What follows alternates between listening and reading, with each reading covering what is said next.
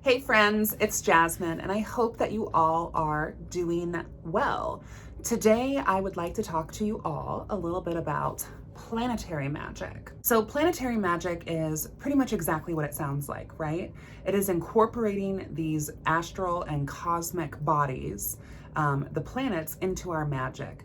Planetary magic is something that has been done for thousands and thousands and hundreds of thousands of years. Something that stretches back way, way, way, way back. And we can see even in ancient times, cosmic bodies being observed and astrological events being noted within the sciences of astronomy and also astrology. It's really only up until recently that the energetic and spiritual aspects of astronomy was kind of separated and formed astrology as one school of thought and astronomy as another. And I think that it's very important to kind of look at both of these schools of thought and be blending our astrological understanding with our astronomy as well. So in this video, I'm going to be sharing some potentially controversial opinions that are 100% my own.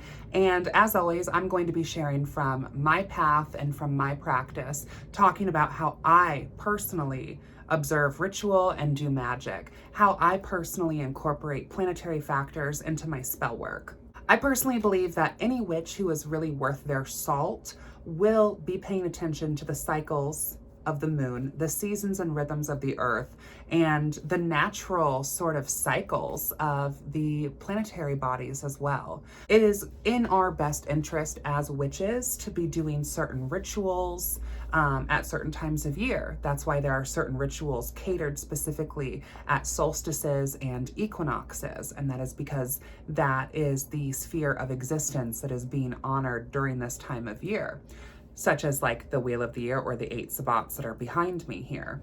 Sabbats as in solar holidays.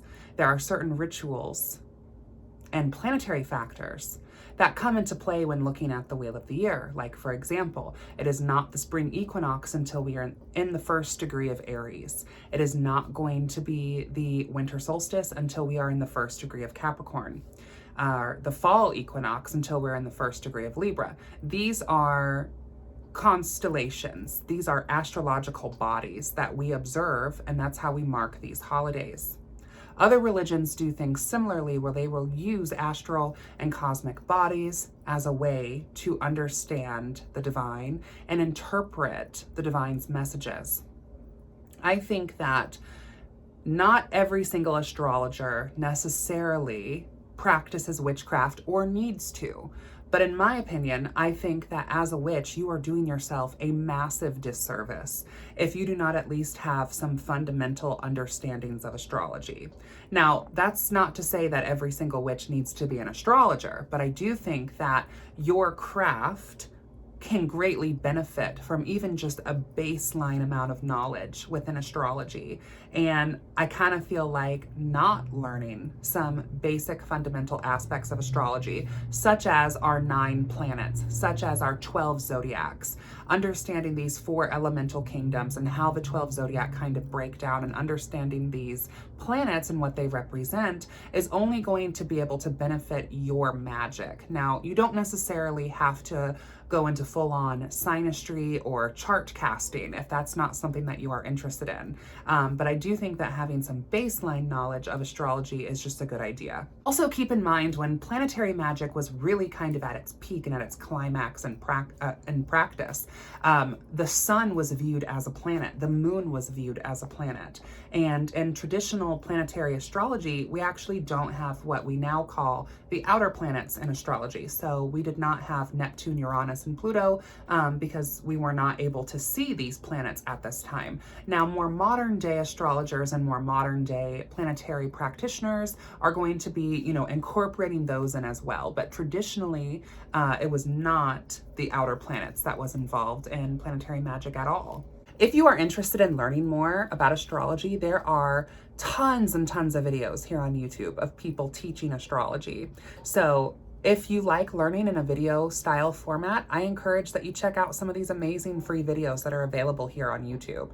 You can also look at some books as well, and learn that way if vlogs or video style format is not necessarily your thing. I personally at the shop teach an astrology course. I have beginner's astrology and advanced astrology, where I basically take you from kind of a bare bones level of understanding about anything astrology to being able to fully interpret natal charts and cast synastry reports. Now, that includes the beginner's astrology, and then I also have the advanced astrology workshop. So those are available in person at our shop, or you can take them online through our e-classroom, or you can do it self-taught from my Patreon, which all of the links for all of that will be down below in the description bar of this video. Other classes available on my Patreon as well, such as palmistry and tarot and cartomancy. I also have some other occult-based workshops on my Patreon, so if you're interested in like candle magic or sigils, you'll also be able to find those on my Patreon as well. In this particular video, I don't necessarily intend on necessarily teaching astrology, as there is so many free resources already out there. And I would like to kind of bring a different conversation to the table. And that is that I would encourage every witch who's watching to begin to try to incorporate astrology into their practice. You know, even if it is just simply the moon. I also have a lunar astrology course as well available on my Patreon. I forgot to mention that. What I mean by incorporating the moon is when you are doing a spell, okay? Now I know that there are witches out there who are like, I don't really pay attention to the moon. I don't really care what the moon is doing. I'm gonna do this spell, how I wanna do this spell, when I wanna do this spell, whatever, whatever. That's totally fine. But I'm just saying that, you know, I'm going to kind of not necessarily see eye to eye with you on this particular matter. I do believe that a witch can practice however they want to practice. You know, you can make your own rules, you can do your own thing, but that does not necessarily change what is going to be the most effective and what is going to be not as effective. And this is coming from about a decade's worth of experience in the craft. I don't necessarily, you know, believe myself to be like a master, and I'm not trying to come off as like condescending or know-it-all, but what I am trying to say is this is really what has worked for me, and I want to share that. So what I mean by kind of paying attention to the moon here is obviously we have multiple different cycles of the moon that I personally understand, right? We have this concept of MMC, Maiden, Mother, Crone. We also have the dark phase of the moon, which I've talked about this before, associated with like the dark goddess sort of archetype and energy. And there's a ton of literature out there about working magic during the waxing moon or the maiden phase, the full moon, the waning moon, the dark moon, the new moon, blah, blah, blah, blah, blah. Right? So you can definitely find that information. You can look into my lunar astrology course, or you can look at some lunar astrology videos here on YouTube or some other literature. However, what I would encourage you to think about is that the moon also crosses through the constellations of the zodiac. So you can kind of make these intuitive equations where you're using the aspect of the moon's phase in conjunction with the current zodiac that the moon is in. So for example, let's say that we have a waxing moon in Taurus. If we have a waxing moon in Taurus, waxing, we're increasing, we're building, we're bringing in, we're invoking, right? Taurus is very much about comfort and material possessions. So that would be a really wonderful moon to do some money spells, or some, you know, luck spells, or some even charm and beauty, because Taurus is also ruled by Venus. This is why it's important to have some fundamental level understanding in astrology. Now, with that being said, if you were to cast some other type of magic while the moon is waxing in Taurus, what I'm saying is, if you are to cast magic that is not congruent with the current aspect of the moon, in the sense that, right, you have the phase of the moon and the constellation body that the moon is in. You can cast whatever kind of magic you want, but we know how much of an influence the moon has over just our tides alone. So I think to believe that the moon would hold no influence over your magic is a little bit full of yourself or self-serving at best, right? So I think it's important to kind of think about these lunar energies that, you know, will be having some sort of influence on your magic. Now, that's not to say that if you were doing more magic that was related to Capricorn or more magic that was related to Libra, that maybe it still wouldn't have good results. In theory, Libra is also ruled by Venus. So you could necessarily, you know, get some of the same work done by working with the planet Venus as opposed to the moon that you could do through spells that are with Taurus or with Libra. But maybe if you're doing more, let's say, Scorpio type related work, that might not be the best to do while the moon is in Taurus. Reason for that is because if your intention and your spell matches, magic is always going to follow the path of least resistance. So there's already a magical current for you to tap into. The reflection, let me put it to you in terms like this. You have the moon, which is essentially kind of like this massive mirror, right? And light reflects off of it from the sun. This is how we have the moon's phases. The moon doesn't necessarily create its own light, it reflects light. So it's reflecting the light from the sun. So it's a secondary solar sort of energy. And it reflects this light through various constellations in the natural zodiac. So you can think of this light as magic or as arcane energy that's being reflected from our moon that is bouncing through an arcane torrent of one of the 12 zodiacs. This is a magical sort of current and energy that as a witch, if you are adept with understanding these sort of astrological mysteries, you will be able to tap naturally into that. And this will also help your magic and strengthen it, as well as it'll be much less draining for you because you would not be pushing against a natural current that is already there. And instead, you'll be able to flow directly into that current, weaving much stronger magic because magic follows the path of least resistance. I hope that some of that has made sense. You can also apply this same logic outside of just the moon. Now, the moon definitely has this reflective aspect that working with planetary bodies isn't necessarily going to have. But if you are working with, let's say, the sun, you're going to do spells that revolve around the self and the ego and confidence and power. If you are doing spells that revolve around the moon, you're going to be doing more astral, more dream, more psychic ability related sort of spell work. If you are going to be doing Mercury, that's more communication, learning, trickery, cleverness, medicine, charm. If you're doing Venus, that's more about like, you know, beauty, femininity, lust, aspects like that. Mars, aggression, war, masculinity, etc., right?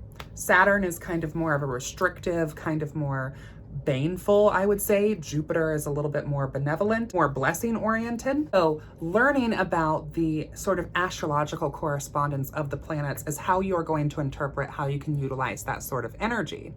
We also have zodiac associations with these planets. So for example, Mercury rules Gemini. You can incorporate this as well into your magic when it comes to communication and learning. For example, I posted a Mercury oil video. You could place that and rub that in your hands or apply it to yourself as perfume before you take a test to help you, you know, get through this examination. Or while you're studying, even while you're reading your occult literature or watching occult stuff on YouTube, you could apply some Mercury oil to help you retain some of this information as well.